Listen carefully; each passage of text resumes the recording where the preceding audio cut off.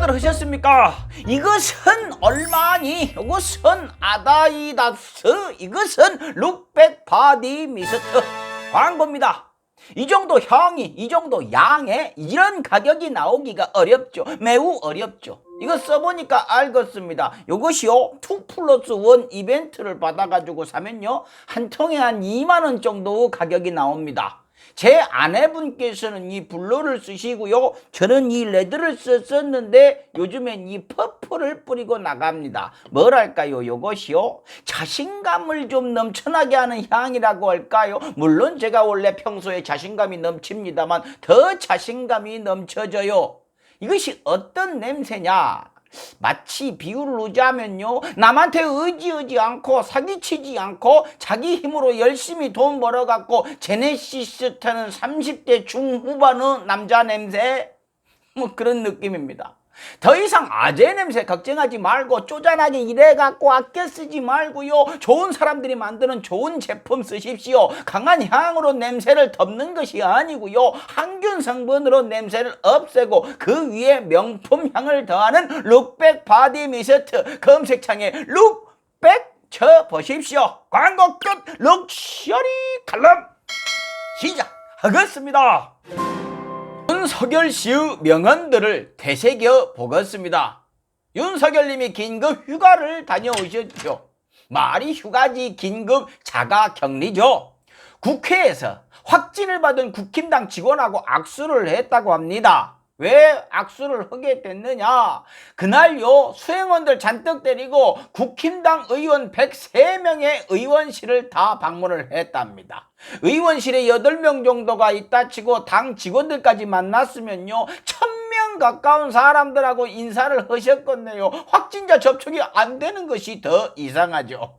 와미! 이 시국에 그 많은 수행원들 데리고서 사람들 몰고 댕기면서 사무실 103개를 방문한다. 역시 몇몇 언론이 칭송하던 대로 왕이 될 분은 뭔가 다르시네요. 와인은 전염병 따위는 개의치 않소? 이러시는 걸까요? 전 그 얘기 듣고서요, 저거 일부러 저런 것 아닐까 하는 생각도 들었습니다. 최근에 터뜨리신 명언들이 너무 세갖고 수습이 안 되니까 일부러 쉴 명분을 만들었나 하는 생각 말이죠. 아마 캠프에서도요 속으로 이번에 한숨 돌리겠다 이럴 수도 있을 것 같아요. 이젠 보호자진들도 마음속으론 간절히 제발 아무 말도 좀 하지 마세요 이러고 있지 않을까요? 후쿠시마 원전은 폭발한 게 아닙니다. 방사능 유출도 없었지 않습니까? 누구요? 누가 이렇게 가르쳐 줬어? 이것은요 정말로 지지율이 오르고 떨어지고를 떠나가지고 대한민국 대권 유력 주자의 상식 수준이 이 정도인 걸 밖에서 알면 이건 나라 망신 아닙니까? 최근 들어 윤석열 후보 캠프에서요 이재명 지사를 공격하는 일이 잦아졌습니다. 국힘당이 압도적 1위이기 때문에 이런 여유가 생기는 걸까요? 아니죠. 앞으로 치고받을 일이 얼마나 많은데 벌써부터 자기 미천을 보여줍니까? 이건요 도요토미 히데요시의 마음 아닐까요? 내부 불만이 폭발해버릴까봐 조선 쳐들어간 거, 임진왜란이 이렇게 일어났죠. 일본의 입장을 요즘 자주 대변하시던데 일본이 그렇게 좋으십니까? 아니요, 뭐 창피하실 것도 없습니다. 아저씨 들어간 당에 그런 사람들은 아주 뭐 그냥 널려 있으니까요. 윤석열 씨가 총장 그만두고 주변 사람의 입을 빌리는 전원 정치를 할 때 저 자기 목소리 나오기 시작하면 난리가 날 것이다 하는 얘기들이 돌았는데요. 다들 이렇게 예상은 했지만 이 정도일 줄은 몰랐죠. 본격적인 검증을 시작도 안 했는데 무너져 내리고 있습니다. 이러면 안 됩니다. 윤석열 총장님 더 버티셔야 해요. 총장님이 살아오신 인생이 조국 추미애 전 법무장관보다 얼마나 깨끗한지 국민들 앞에 다 펼쳐서 보여주셔야 하는데 무식해서 꼬꾸려져 버리면 안 되지 않습니까? 원양이 빠지잖아요. 부모님의 원수를 갚기 위해 평생 무술을 연마해갖고 찾아갔더니 자연사 해버린 느낌이잖아요. 이러시면 안 됩니다. 휴가를 이번 기회에 더 쓰세요. 아니면 돌아다니지 마시고 사무실에 앉아 계십시오. 그것도 안 되겠구나. 앉아있으면 또 다리 쩍벌 해가지고 그것도 욕먹겠다. 말하는 걸, 말 많이 하는 걸 상당히 좋아하신다고 들었습니다. 그러시면 안 돼요. 오늘 제가 윤 전 총장님의 빛나는 명언들을 되새김질 해드릴 테니까 이 칼럼을 보시고 왜 내가 말을 하면 안 되는가 각성을 좀 하시기 바랍니다. 그러고 오늘은요, 안비시대도 윤석열 씨 성대모사를 좀 방출을 하겠습니다. 왜냐고요? 안 되는 성대모사지만 나름 연습을 좀 했는데 앞으로 쓸 날이 얼마 남지 않은 것 같아가지고 아까워서 좀 쓰겠습니다. 6월 29일 날 대선 출마 선언을요, 윤봉길 기념관에서 하셨죠. 거기서 일본과의 협력을 이야기하시고 죽창가를 갖다가 그건 편협된 이념을 가진 사람들이 부르는 노래 아닙니까? 라고 하셨어요. 그 당시에 초기이기 때문에 많은 사람들이 충격받고 비판을 했지만 다행히 국힘당 계열 언론들이 쉬쉬하고 넘어가 줬죠. 근데요, 지금 생각해 보니까 그거 뭐라고 할 게 아니었어요. 윤석열 후보가 뭔가 의도를 가지고 그런 게 아니었습니다. 그냥 모른 거예요. 죽창가가 뭔지도 모르고 조국 전 장관이 썼던 말이니까 그냥 나쁜 거겠지 하고 쓴 것 같아요. 일본이랑 협력하자는 얘기를 한 것도 윤봉길 기념관이 어떤 곳인지 모르니까 그런 것 같아요. 윤봉길 의사를 모를 수도 있는 것 같습니다. 일주일에 120시간이라도 바짝 일하고 이후에 마음껏 쉬는 게 낫지 않습니까? 라고 하셨어요. 무슨 의도에서 그런 얘기 한지 압니다. 예, 그렇게 해주는 회사가 있겠죠. 매우 좋은 회사들. 근데 대부분 회사들은요, 다음날 출근해야 됩니다. 누가 열심히 120시간을 일하면요, 직원 숫자를 줄이겠죠. 자네가 내 직원인 게 자랑스럽네. 며칠 쉬게 하는 것이 아니고, 그봐, 할 수 있잖아. 계속 그렇게 해줘.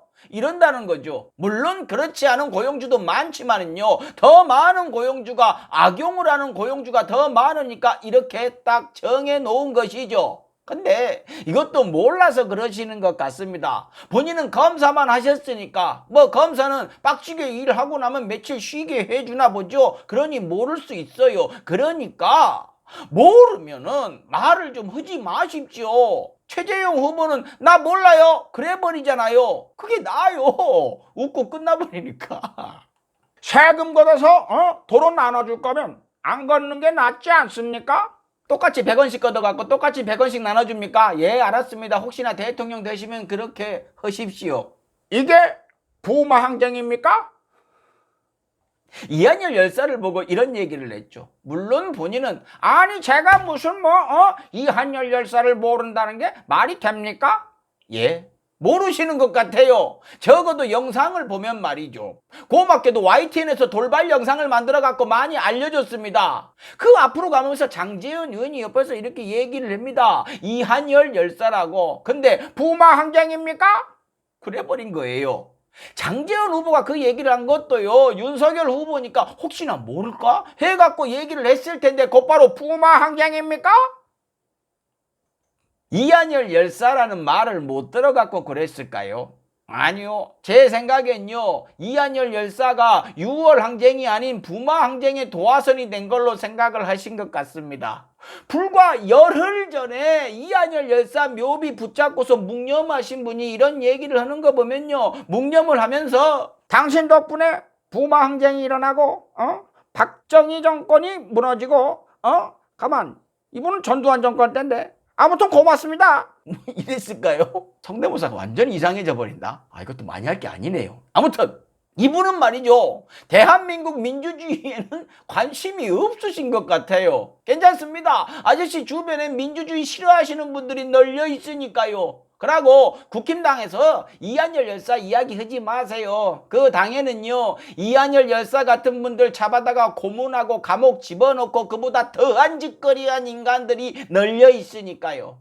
없는 사람은 부정식품이라도 선택할 수 있게 해줘야 하는 거 아닙니까? 예, 맞아요.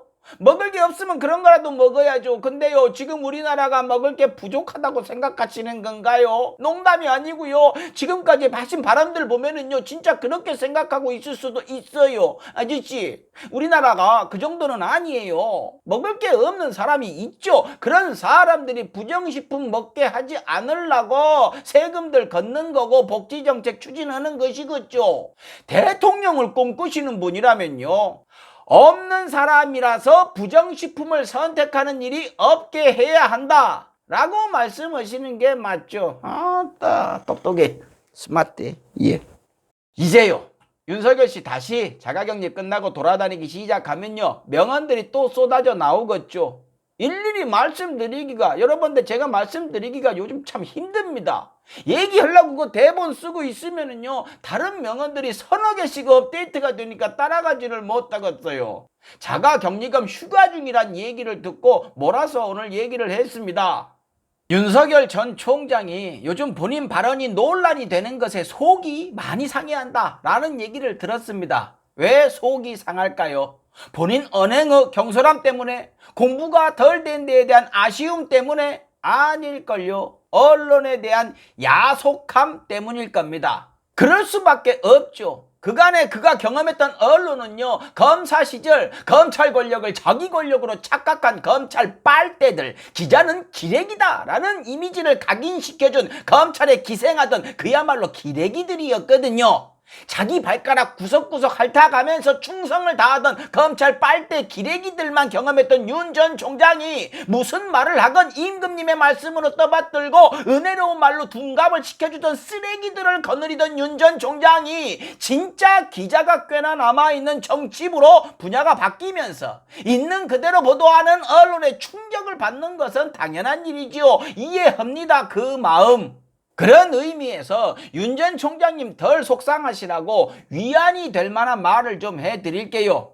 윤석열 씨에게는 있는 그대로 매몰차게 보도하는 언론이 있지만, 어떤 사람에게 언론은요, 없는 얘기를 만들고 있는 얘기는 부풀리고 없는 죄를 국가적 범죄로 만들어갖고 흉악범으로 몰아넣은 뒤 자기들이 죄를 묻고 무거운 형량을 강요하고 아니란 증거가 나와도 묻어버리고 진실이 나오면 고개를 돌려버리는 것이 언론이었습니다. 그렇게 당한 게 누구냐고요? 잘 아시지 않습니까? 조국 전 장관입니다. 본인이 그렇게 만드셨으니까 잘 아실 거 아닙니까? 언론에 어떻게 당했는지도 보셨을 텐데 이 정도 가지고 속상해 하시면 안 되죠. 그러니 그런 분도 있으니 윤석열 전 총장님은 언론한테 야속하다고 생각하시면 안 됩니다. 욕하시면 안 돼요. 그러고 벌써 서운해 하시면 안 됩니다. 이제 시작이니까요. 마치겠습니다. 칼럼다워야 칼럼이지. 식사하십시오.